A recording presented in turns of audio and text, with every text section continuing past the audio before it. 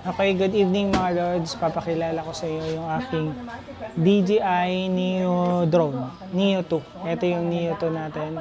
Kung naghahanap ka ng compact, easy to use at affordable na drone para sa vlog, maaaring ito na ang hinahanap mo. Ito ang bagong DJI Neo 2. Sa video na ito, titingnan natin kung bakit maganda ang drone na ito para sa mga content creator, travelers, at beginner drone pilots. Ang DJI Neo 2 ay isang ultra-compact drone na napakadaling dalhin kahit saan dahil sa lightweight designs at perfect ito para sa travel vlogs, daily content, at social media videos.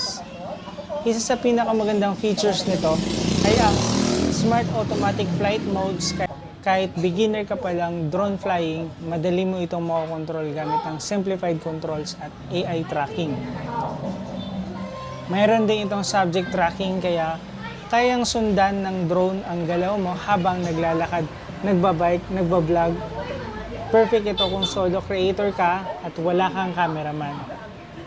So sa camera naman, kayang mag-capture ng high-quality aerial video na bagay para sa cinematic shots ng travel event at lifestyle content.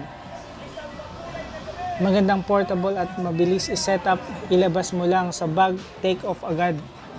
Kaya kung gusto mo ng drone na madaling gamitin pero professional output, magandang option ang DJI Neo 2. Kung nagustuhan mo ang video na ito, huwag kalimutan mag-like, subscribe,